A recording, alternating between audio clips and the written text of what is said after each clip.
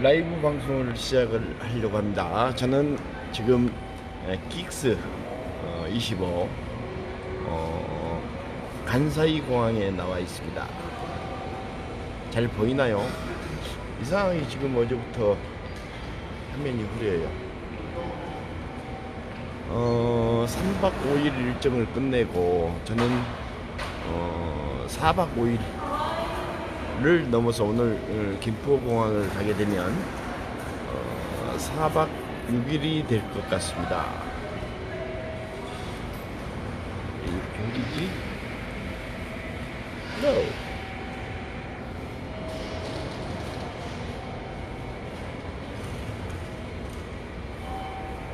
저 뒤로 보이는 것이 간사이 국내선입니다. 저는 국외선을 타야 되는데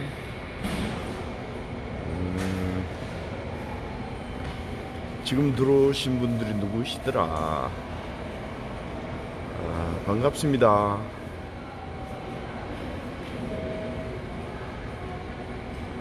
어떻게 해야 되지? 톡을? 이렇게 하나? 안녕. 뭐 콜을 해보세요. 일단 이렇게 해야 되나?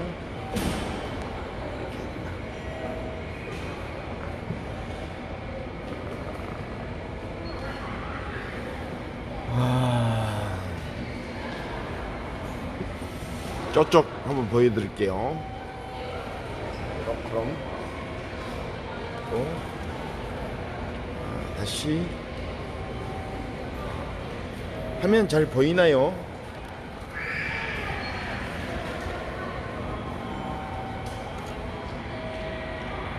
이게 지금 갤럭시 10인데도 마음에 안 들어. 아주 안 좋아.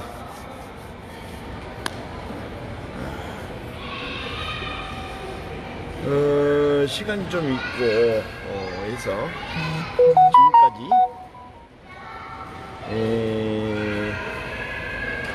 공항이 좀 빨리 나왔죠. 사실은 일본에 온 목적은 6월 19일 날 료코쿠 대학, 일본에 있죠. 일본 교토에 있습니다. 교토에 있는 료코쿠 대학에서 국제학술 세미나를 하게 됩니다. 혹시 지금 시청하고 계시는 분들은 수은 강강 선생을 알는지 모르겠어요. 그분은 1597년도에 전남 영광, 그러니까 굴비로 유명한 고장이죠. 거기서 포로로 피노 되게 됩니다. 피노라는 말을 아시는지 모르겠네요. 한마디로 뭐 직접 납치가 됐다는 거죠. 그래서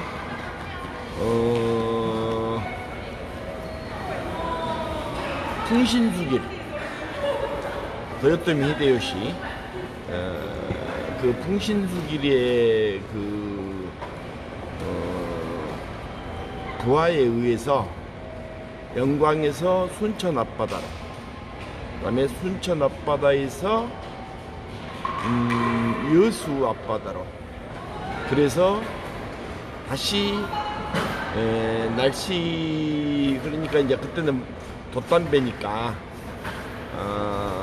바람 방향을 잡기 위해서 다시 아마 순천으로 오게 됩니다. 그러니까 영광에서 여수, 순천, 다시 여수, 순천 이렇게 오는데 거의 달포 이상이 걸리죠. 15일 이상이. 그래가지고 거기서 대마도로 갑니다. 그러니까 대마도까지 가는데도 거의 한 20일. 대마도에서 일본의 거기가 그 조그만한 섬인데 그쪽으로 끌려가게 되고, 거기서 후쿠오카, 그 다음에 시모노세키로 끌려가게 됩니다.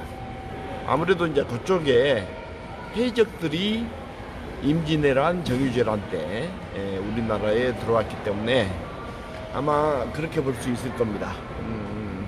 물론 이건 뭐 내 개인적인 이야기가 아니고 그 강항이 쓴 간양록이라는 책자가 있어요.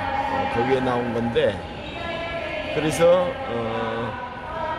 하간, 그러니까 시모노세키로 해서 에이메현으로 들어가죠. 에이메현이라고 조그만 그 현인데 거기에 오스성이 있습니다. 오스시, 오주라고도 하는데, 그러니까 이 일본 지명이 같은 게 많이 있습니다. 저쪽에 규슈 쪽에도 오스가 있습니다.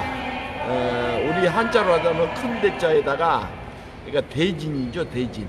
대진을 그 오라고 발음을 하더라고요. 그래서 오스, 오즈 뭐 이렇게 말을 하는데, 오스성에 있다가 소세키라는 그 저쪽 오사카 쪽으로 가게 되죠. 그러니까 거기에 후시미성에 피로되었다가 거기서 적송광통이라는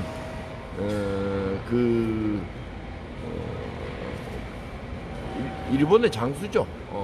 그 적송광통이 왕가, 일본 왕가의 그 자손인데, 이 친구가 유교에 관심이 많습니다. 그래가지고 적송광통이 그야말로 이제 일본의 그 유교의 신봉자라고 할 수 있는, 지금 뭐 검색해봐도 이 사람 이름을 검색을 하면 일본 주작의 비조 이렇게 나옵니다. 그 사람 이름이 후지하라 세이카죠. 후지하라 세이카인데 그때 처음으로 이제 그 승려예요, 승려. 근데 후지하라 세이카하고 강항이 만나게 됩니다. 그렇게 해서 강항에 의해서 유교가 일본에 전파하게 된 거죠.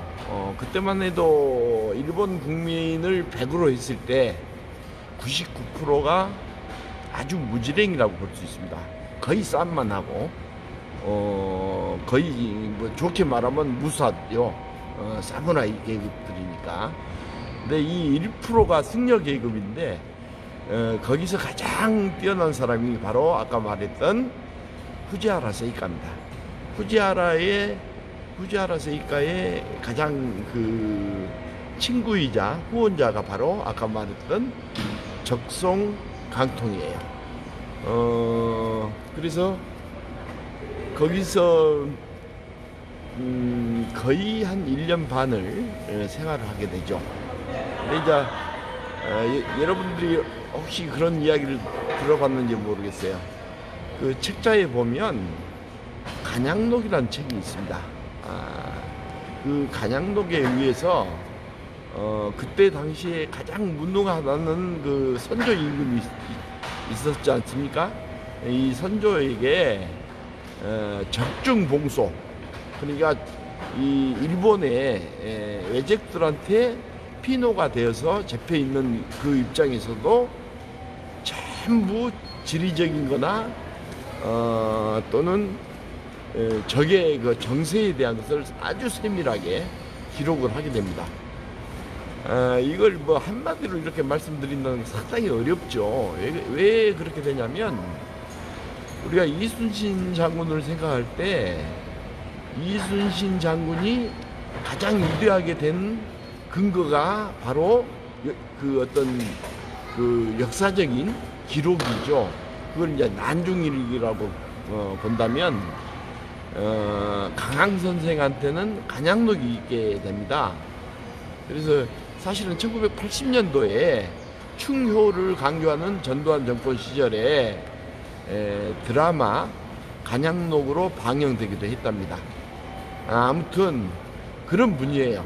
그런 분인데, 지금 이 한일 관계가 가장 그 진척이 되지 않고 있는 이런 입장에서 저희가 생각할 때는 이거에 가장 좋은 기회다 이렇게 본 겁니다.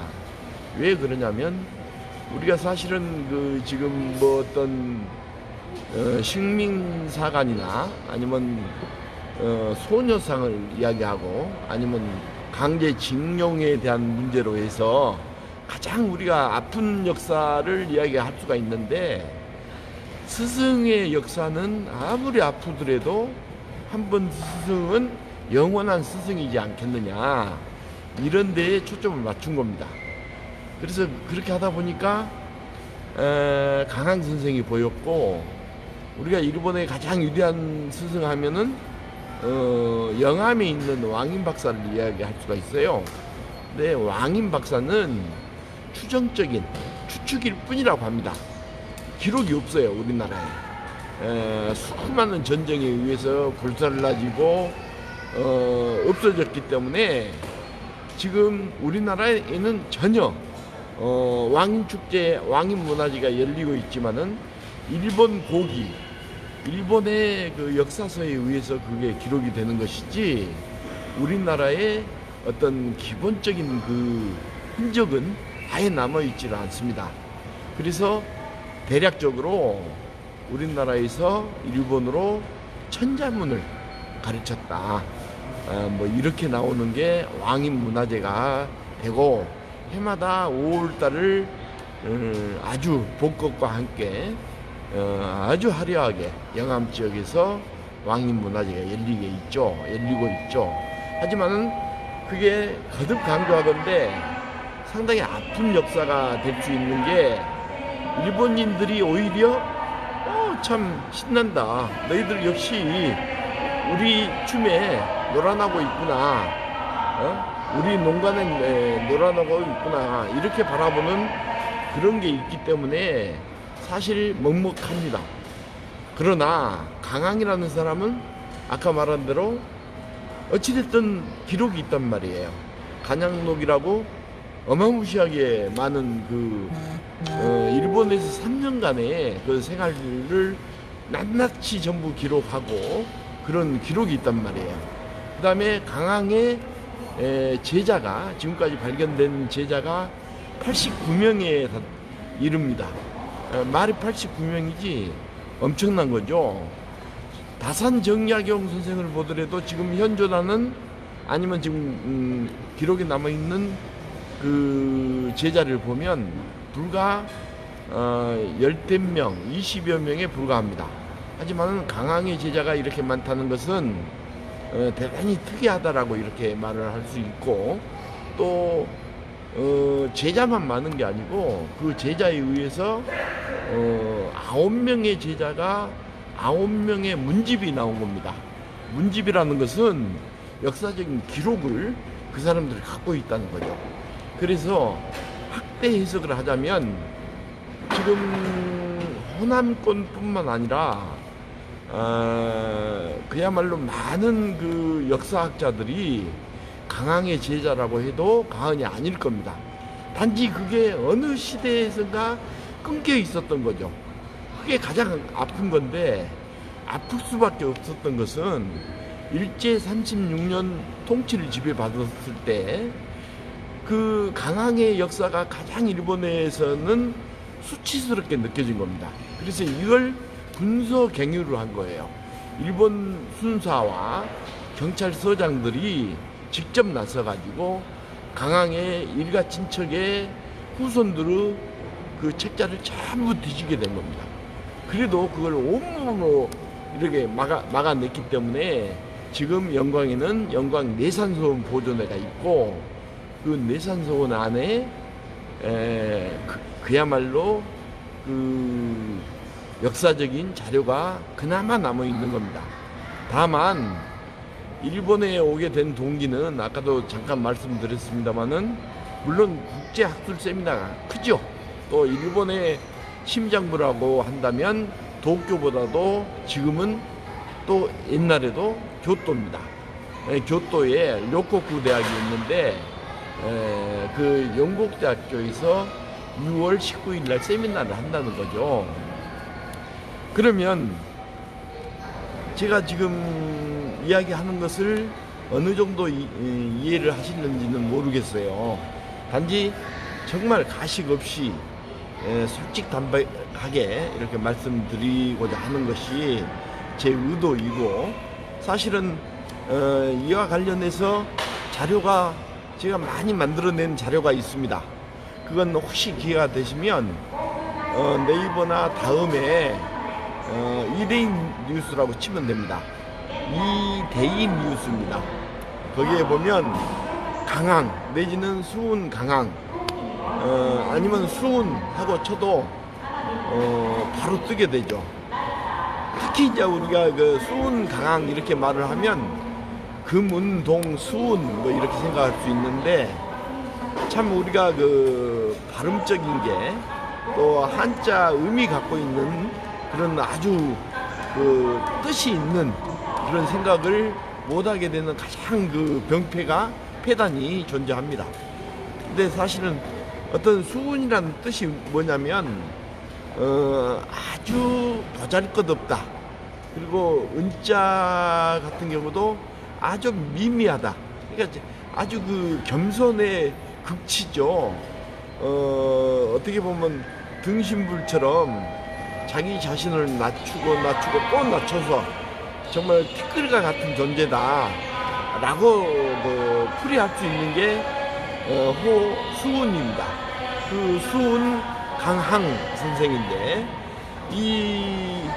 우리가 한번 생각해 보세요. 고려조 말에서 주작이 가장 알게차게 진행됐을 때 삼은이 있어요.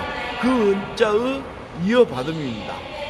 그러니까 뭐 포은 정몽주, 야은 길재, 색은 이색, 이 3학자가 있었잖아요. 근데 되게 그 유교에서는 학자 중심입니다. 뭐 벼슬을 하고 영의정을 하고 뭐 우의정을 하고 자의정을 하고 이게 중요한 게 아니에요. 어떤 학자였느냐, 어떤 학자의 길을 갔느냐, 어떤 문집을 냈느냐, 여기에 따라서 달라집니다. 그래서 어떤 문장가를 가장 존중하고 하는 그런 시대가 우리가 조선조 고려조 시대라고 해도 과언이 아닙니다. 아무튼 그 사문에 의해서 정몽주, 이색, 길재 이 사문에 의해서 쭉 이어져 내려온 거죠. 그러니까 어떻게 보면 조선조 시대가 승유 억불이었지 않습니까? 근데 우리가 어떻게 보면 승유 억불이니까 불교가 전혀 없어져 버렸다 이렇게 생각할 수 있는데, 천만의 말씀입니다. 어떻게 보면 민중들 사이에서 가장 도도하게 흘러온 것이 조선조 시대의 유교입니다. 그리고 불교입니다. 불교를 근거로 해서 유교가 발전된 거죠. 그러니까 우리가 세종대왕이 위대하지만은 세종대왕의 한글의 창제 역사를 생각해 보세요. 뭐 전부 불교고 이렇게 연관 지어져 가지고 용비어천가라든지 그런 글을 지었지 않습니까? 그렇게 봤을 때는 꼭 그 임금 중심이 아니고 민의 중심, 백성 중심의 사회가 조선 시대였다 이렇게 말을 할 수가 있습니다.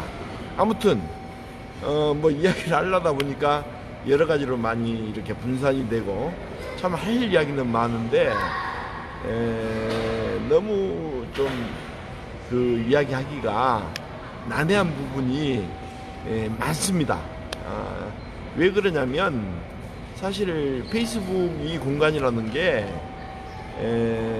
여러분들하고 나오고 과연 얼마만큼의 상식이 통하고 또 연령 차이에 의해서 어디까지 내가 이야기를 해야 좋을지를 모르기 때문에 어떻게 보면 내 개인적인 독백이라고 할 수밖에 없습니다.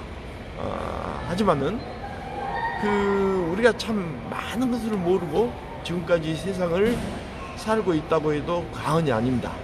그러니까 어떤 역사를 보더라도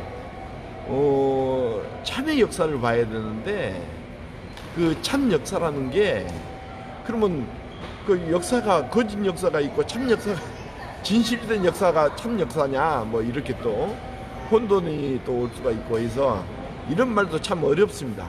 단지 제일 처음에 강조했다시피 중요한 것은 일본인들의 그 장단점, 또 우리 한민족의 장단점, 이걸 잘 융화시켜가 보자. 그렇게 된다면 한마디로 표현하면 이렇게 됩니다. 스승의 나라 강항입니다. 제자의 나라 후지하라 세이카입니다. 그러면 우리는 어찌됐든 일본하고 같이 성장하면서 동반 성장을 하면서도 우리가 떳떳하게 정말 어떤 기가 살아가지고 진행할 수 있지 않느냐, 이런 생각을 해보는 거죠. 근데 또 그 이야기를 하는 이유는, 자, 스승이 뭐가 그렇게 중요하냐, 어떻게 보면 포로 입장인데, 포로 신분에서 스승이 갑자기 된 겁니다. 아까 말했던 적성강통에 의해서 후지하라 세이카를 소개를 했고, 후지하라 세이카가 조선이나 중국에 가서 유교를 전파를 받고 싶어 했는데, 자기가 포로로 이렇게 끌려온 사람을 보니까 자기보다 학식이 높고, 우리가 이렇게 쫙 봐도 이 사람은 어느 정도는 내가 배울 게 있다 없다 이걸 알 거 아니에요. 그래서 아마 그렇게 해서 대화가 된 것 같습니다. 그걸 이제 옛날에는 필담이라고 하죠. 이렇게 그 붓글씨로 주고받고 하다 보니까 깜짝 놀라게 된 겁니다. 이 사람이 포로인데 학식이 배움의 깊이가 나하고는 견줄 수가 없구나 해서 받아주기를 원합니다. 강항에게. 하지만 강항은 이게 너무 참 가슴이 아픈데, 자기 아들, 딸, 일남 일녀, 그 2살 배기 아들하고 6살짜리 딸이 있었습니다. 당시에 1597년도에. 근데 불과 며칠 사이로 아들이 그 바다에 빠뜨려가지고 죽여버리고, 애군에 의해서, 또 딸도 똑같이 죽게 되고, 또 조카 애들까지 무려 바다에 고온으로 된 애들이 그때 당시에 6명이나 바다에 빠뜨려 죽임을 당합니다. 그때 당시에 처참한 역사가 되는 것인데요. 이렇게 된 가장 근본적인 게, 우리 이순신 장군이 임진왜란 당시에 아주 철저하게, 정말 그 어떤 그 수군에 견줄 수 없는 아주 기가 막힌 그런 장군이었다는 거죠. 그래서 철저하게 역사의 흐름처럼 이순신 장군 하면 정말 명량해전이라든지 이런 3대 대첩에 의해서 철저하게 일본을 깨부시게 됩니다. 여기에 이 도요토미 히데요시가 경노하게 된 거죠. 그래서 다시 침략을 한 게 정유재란이에요. 그러니까 임진년에 시작해서 임진왜란에서부터 해가지고 정유재란까지를 7년 전쟁이라고 하죠. 7년 동안 전쟁을 하는데, 정유재란 때는 자기 아까 말씀드린 에이메현의 중심으로 있는, 그러니까 오주시의 중심으로 있는 사람들이 어촌계 사람하고 해적들, 또는 농촌, 전형적인 우리 그 농촌의 풍경입니다. 오주시를 가보면 거기에 해적이 거의 90%가 그때 당시에 해적이었다는 거죠. 이 해적들을 데리고 오는 겁니다. 데리고 오는데, 그 풍신수길이가 뭐라고 하냐면은, 우리가 이순신한테 엄청 깨진 것은 너무 이게 가슴 아프다 하니까, 거느적거리는 것들은 다 죽여도 좋다, 이렇게 명을 내리는 겁니다. 그러면 거느적거린다는 게 참 웃기는 말이죠. 어린 애들, 노인들, 이게 거느적거린다는 표현의 일부분입니다. 그래서 닥치는 대로 그런 사람들은 그 자리에서 죽여도 좋다, 그게 법이었습니다. 그때 당시에. 단 머리에 어떤 뭐랄까요, 학자를 먹물이 이렇게 들어가 있다고 하는 이런 표현을 하지 않습니까? 좀 거친 용어로. 그 먹물이 든 그 학자들은 목숨만 살려가지고 데리고 와라. 단 이 사람들을 그냥 좀 잘 대해주면 조선인들은 아주 너희들보다도 100배 1000배 영리하고 아주 깨가 많은 사람들이다 하니까 거의 초죽음, 그러니까 반죽음을 시켜가지고 끽소리 못하게 데리고 와라, 이렇게 된 겁니다. 그러니까 그 두 가지만 한번 생각해 보세요. 처참한 역사가 될 수밖에 없었습니다. 그러니 이 일본은 오로지 사무라이 그 전통이라는 것은 오야가 있으면 꼬붕이 있는 거예요. 그러니까 오야에 의해서 꼬붕의 목숨은 그건 100% 살리고 죽임이 형성이 되는 겁니다. 우리나라하고는 생각할 수가 없는 아주 살벌한 그런 세계라고 할 수가 있죠. 그래서 지금도 저는 지금 4박 6일을 일본에 있으면서 느끼는 게, 가장 많이 했던 말이, 또 가장 많이 들었던 말이 스미마셍입니다. 아리가또, 스미마셍. 이게 내가 아마 여기서 6일 동안 있으면서 거의 스미마셍을 하루에 한 100번 이상 들은 것 같아요. 이게 뭐가 그렇게 미안한지 스미마셍 이렇게 된단 말이에요. 그게 국민 속으로 남아있는 거예요.